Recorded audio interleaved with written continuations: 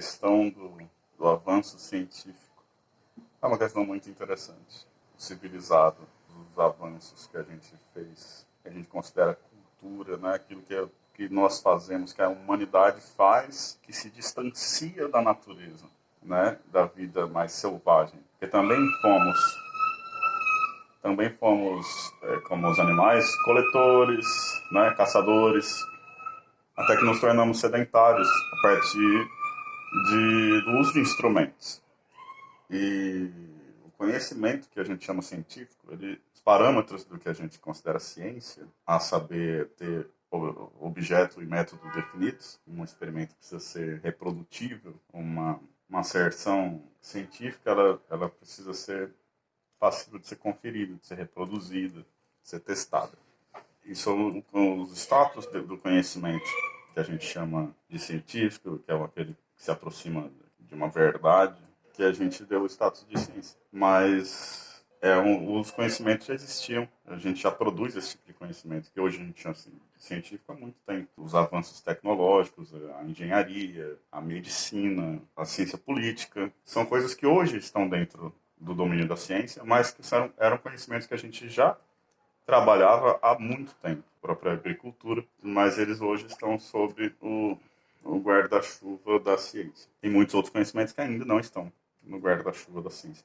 Qual a importância da ciência? Enfim, todos os avanços que nós temos, que nos distanciam da vida selvagem, da vida natural, eles são hoje já do domínio da ciência. Mas será que vale a pena? Existem pensadores, tem um pensador chinês que ele tinha vergonha de usar instrumentos. O uso de instrumentos para ele era vergonhoso. Quanto maior o número de instrumentos que se utiliza, ferramentas que se utilizava, mais vergonhoso era para ele. Ele achava que o distanciava de algo que levaria-nos a uma condição de destruição. Isso num tempo muito rudimentar. A gente está falando de milhares de anos atrás, onde se vivia mesmo da agricultura muito mais próximo da terra, com muito menos ciência, portanto. Uma vida muito mais próxima do natural, muito mais próxima do selvagem. E ele já tinha esse pensamento. Então, por que a ciência? Por que eu deveria defender o conhecimento científico como avanço? Eu não sei se posso defender, apesar de que sou uma pessoa, como devem ser a totalidade dos meus interlocutores agora, vocês, que vive em sociedade, uma sociedade civilizada, com um Estado, com moeda, um carro, telefone, internet, e tudo isso é avanço tecnológico, é avanço da ciência. Mas parece que, pelo menos em parte, o chinês tinha razão. Essa civilização hoje nos coloca em xeque. O nosso modelo de sociedade, hoje, para qualquer pessoa que se aprofunde um pouco em questões de economia, de ecologia, de sustentabilidade, percebe que esse modelo de sociedade, ele é o próprio inimigo. Ele não é autossustentável ao longo do tempo. Não dá para vivermos nesse nível de consumo, para todos os seres humanos viverem um nível de consumo que vive o europeu, por exemplo, o americano, as pessoas de classe média, né, que querem ter carro, querem ter telefone, querem ter internet, querem ter tudo isso. Isso é insustentável. É insustentável que todas as pessoas tenham carro, tenham tudo isso, tenham chuveiro em casa. É insustentável que todas as pessoas tenham esse nível de consumo que as pessoas querem viajar, querem ter computador, então todo mundo quer ter isso nesse modelo de sociedade, mas é insustentável que todas as pessoas tenham isso. E há uma busca por recursos. Essa busca por recursos sempre houve e continua havendo e nos leva a guerras.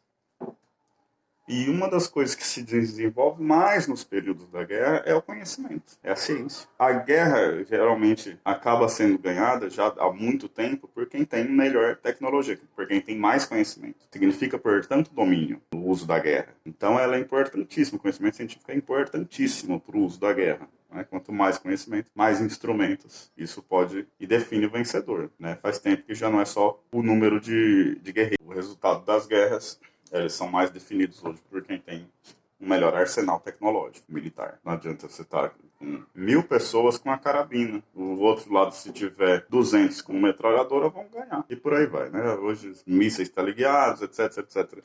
Bomba de efeito biológicos, além das nucleares, químicas e tal. Tudo isso são avanços tecnológicos promovidos pela ciência, que acaba definindo o vencedor. E na guerra se desenvolve muito, são períodos que se desenvolve enormemente a ciência, porque há uma necessidade absurda, uma necessidade de guerra, de novas soluções. E é procurando novas soluções que se desenvolve o conhecimento. E na guerra se colocam muitos problemas que precisam ser resolvidos logo. Então as cabeças pensantes vão trabalhar essas questões com um nível de urgência tal que acaba se desenvolvendo bastante coisa. Então é muito difícil que eu defenda que esse modelo que eu estou inserido seja um bom modelo e que eu, por isso, possa fazer um elogio da ciência.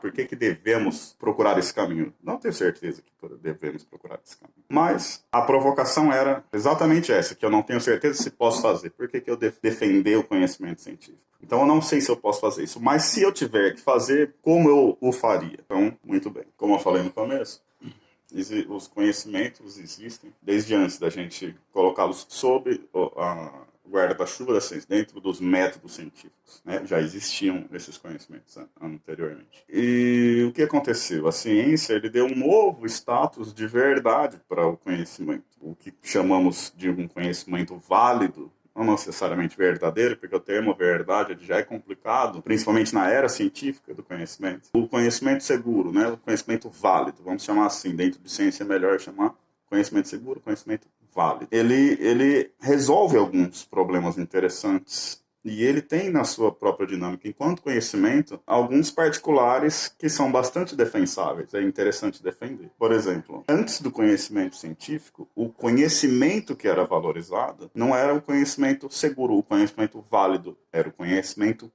verdadeiro. Aquele conhecimento que era o mais cultuado era o conhecimento verdadeiro. Porque havia uma pretensão de verdade. A gente acreditava que podia ter um conhecimento da verdade. E hoje a ciência já não nos dá essa arrogância, essa prepotência. A gente não acha que o conhecimento que a gente tem é a verdade. A gente acha que é uma parcela do conhecimento dentro de um aspecto sobre tais condições. Verifica-se daquela maneira. Então é seguro naquela circunstância.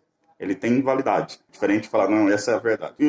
Por que eu estou falando isso? Porque antes do conhecimento que tinha validade, o conhecimento científico, tratávamos do conhecimento verdadeiro. Então, isso é um avanço em relação à questão do conhecimento. E o conhecimento anterior verdadeiro era, então, o conhecimento da religião. A era que o domínio do conhecimento que passa a ser científico, antes de ser científico, o conhecimento respeitado era o conhecimento da religião. A religião detinha o status e o poder de dizer o que era verdade e o que não era verdade. A instituição igreja. E isso é um avanço enorme.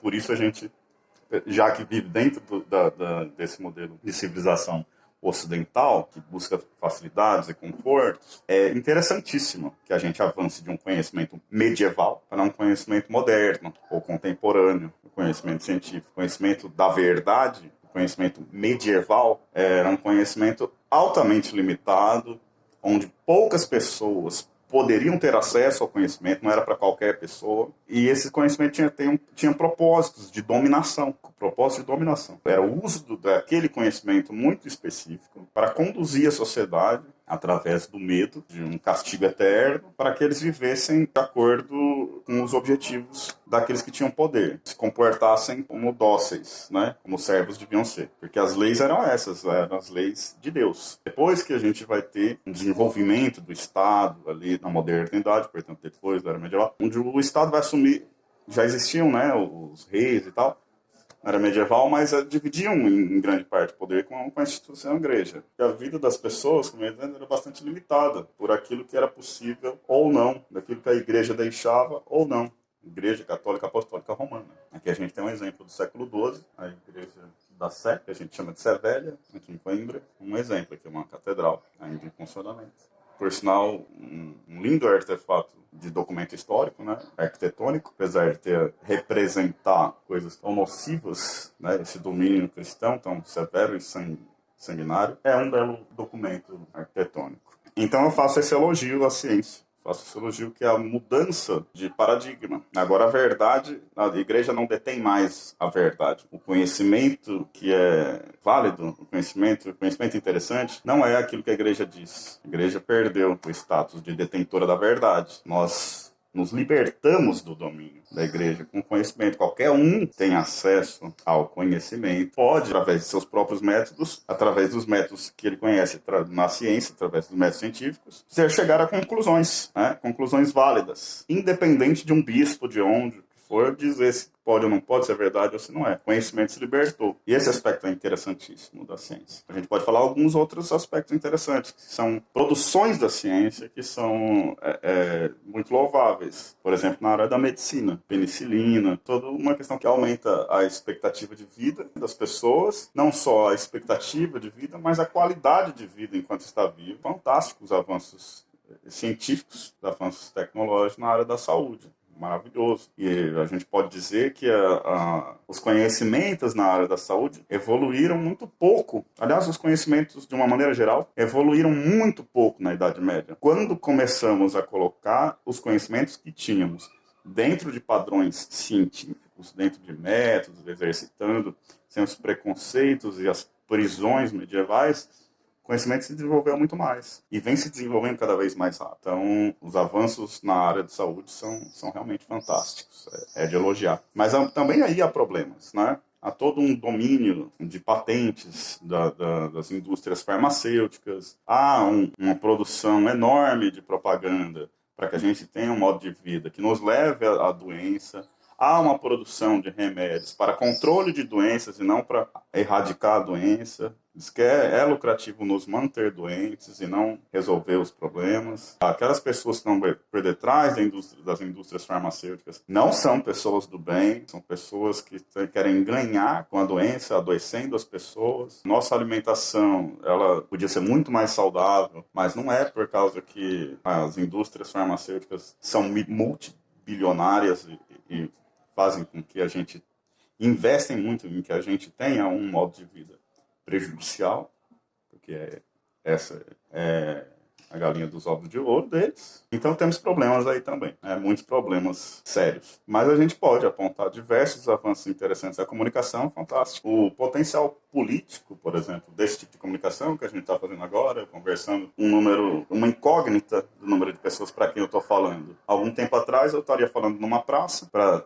12 pessoas, para 6 pessoas, para 3 pessoas, para 1 ou para 30, e pronto. Se aquelas pessoas tivessem absorvido alguma coisa, poderiam passar para outras, poderiam melhorar, mas aqui é completamente diferente. Esse avanço tecnológico, campo da comunicação, ele é inimaginável para nós hoje, as consequências disso, inclusive as consequências políticas, porque a gente pode vir a ações sociais conjuntas que mudem o mundo, e aí somos nós, que eu estou falando já, nós base, nós que consumimos esses produtos, nós que somos dominados, nós que somos servos, né, e vítimas de todas essas situações de poder, nós podemos vir a nos levantar, porque podemos nos unir com mais facilidade. Então é interessantíssimo a revolução na comunicação, por exemplo, e devemos isso à ciência.